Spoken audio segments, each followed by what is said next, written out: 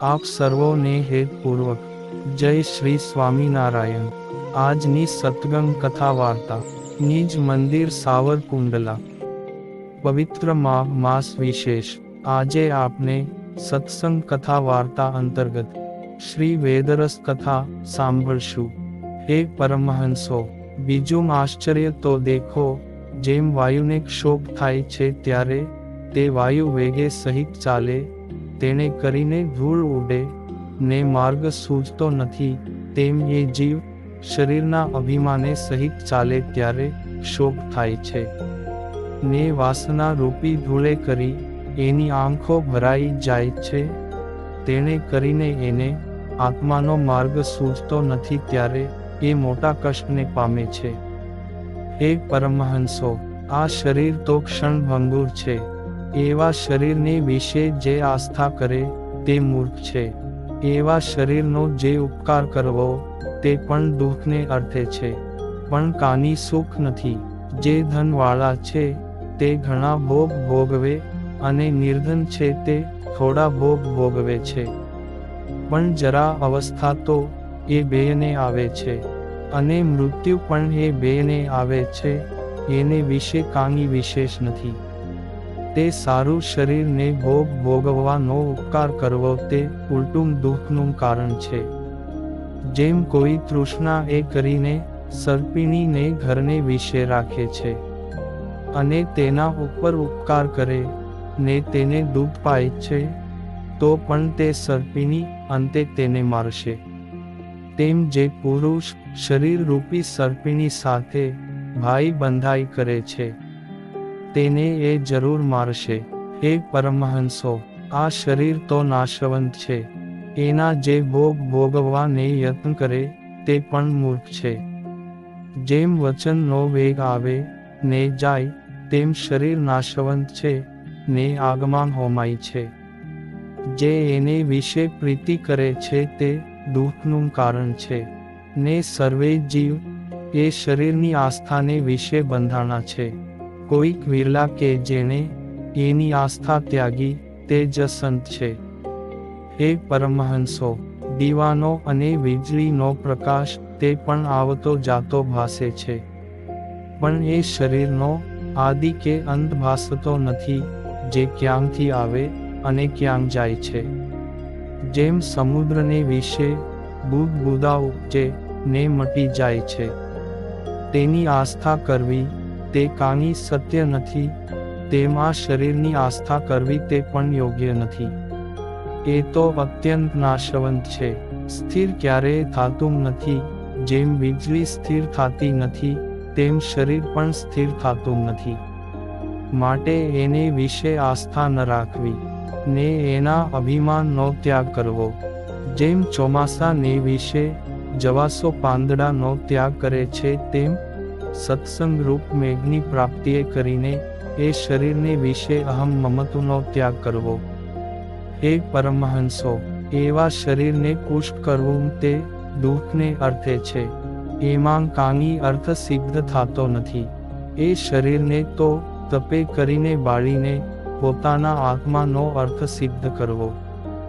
જેમ ઈંધણાં બીજે ક્યાંને કામ આવતા નથી, તેને બાળીને ડાહ્યા પુરુષ પોતાનું કામ કરી લે છે, તેમ જડ અને મૂઢ એવું જે પોતાનું શરીર તેમાં રહ્યા થકા જે સંત તે પોતાના આત્માને ખોલીને અર્થ સિદ્ધ કરે છે।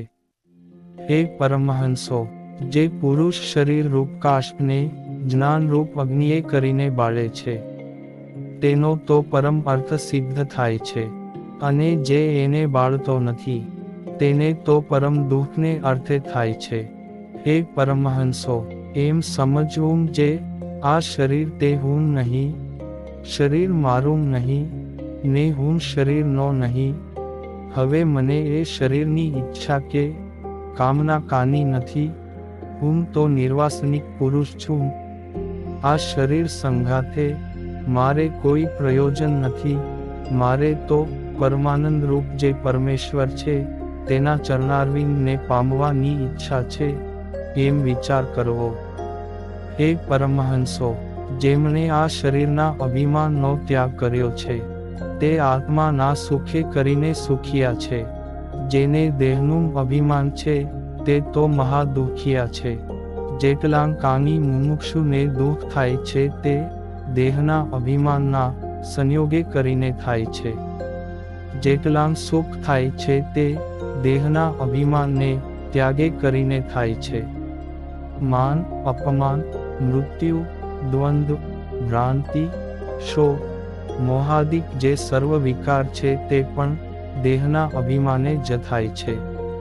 તે સારું જેને દેહને વિશે અભિમાન છે તેને ધિક્કાર છે. અરે વારંવાર ધિક્કાર છે.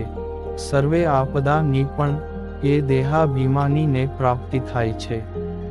જેમ સમુદ્રને વિશે નદીઓ આવીને પ્રવેશ કરે છે તેમ દેહાભિમાનીને વિશે સર્વ આપદા આવીને પ્રવેશ કરે છે. જેને એ દેહાભિમાન નથી તે મુમુક્ષુમાં શ્રેષ્ઠ અને નમસ્કાર કરવા યોગ્ય છે. અને સર્વે સંપત્તિની પણ તેને પ્રાપ્તિ થાય છે. જેમ માન સરોવરને વિશે સર્વે હંસ આવીને રહે છે તેમ જ્યાં દેહાભિમાન નથી ત્યાં સર્વે વૈરાગ્ય, વિવેક, જે મોક્ષની સંપત્તિઓ તે આવીને રહે છે. હે પરમહંસો, જેમ બાળક પોતાની છાનિયાને વિશે પિશાચની કલ્પના કરે તેને કરીને બાળક દુઃખ પામે છે, જ્યારે તેને વિચારની પ્રાપ્તિ થાય ત્યારે પિશાચની કલ્પનાનો અભાવ અને ભયની પણ નિવૃત્તિ થાય ને તે સુખીઓ થાય છે, તેમ અજ્ઞાને કરીને અહંકાર રૂપી પિશાચે આ મુમુક્ષુને શરીરને વિશે દ્રઢ આસ્થા બંધાવી દીધી છે. તે દેહાભિમાન જ્યારે છૂટે છે ત્યારે જ મુમુક્ષુ સુખીઓ થાય છે. તે સારું તે જ ઉપાય કરવો કે જેને કરીને અહંકાર રૂપી પિશાચનો નાશ થાય ને શરીરની આસ્થા રૂપી ફાંસી તૂટી જાય અને ભગવાનને વિશે પ્રીતિ થાય. હે પરમહંસો, પ્રથમ તો મુમુક્ષુને આત્મજ્ઞાનનો જે વિયોગ થાય તે અહંકારે કરીને થાય છે.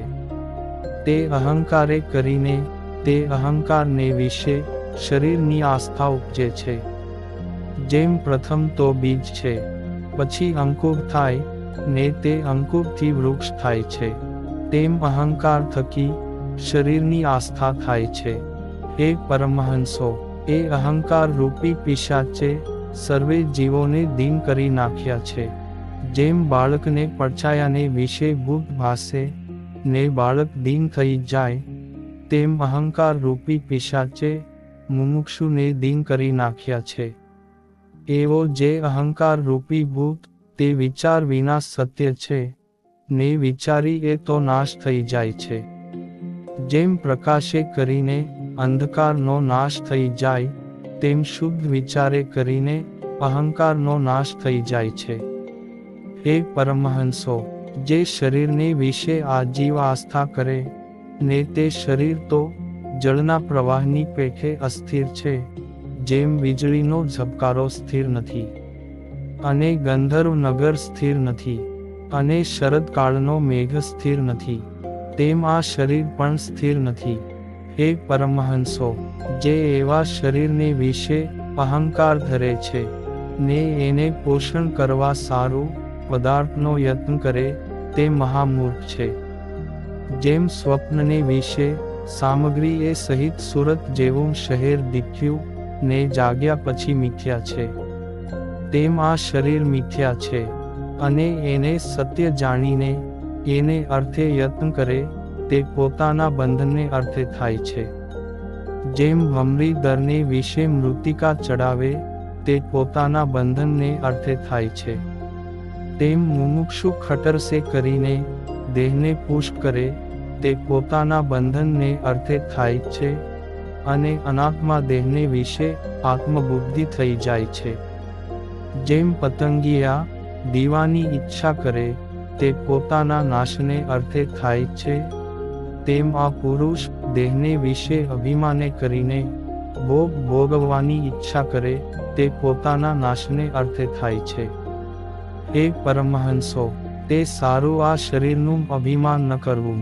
એ શરીરનું અભિમાન તો દુઃખનું દેનારું છે. અને જેને એ દેહાભિમાન નથી તેને ભોગની ઈચ્છા પણ નથી. તે સારું નિર્વાસનિક રહેવું. અને ઈચ્છા તો એક નારાયણના ચરણારવિંદની રાખવી. જેને કરીને મનુષ્યાદિકને આવા ભૂંડા શરીરની પ્રાપ્તિ ફરી ન થાય અને આત્મપદની પ્રાપ્તિ થાય એમ જ કરવું. અને હવે પછીની કથા વાર્તા આપને આગળના ભાગમાં સાંભળશું. અત્યારે આપ સર્વોને ભાવથી જય શ્રી સ્વામિનારાયણ.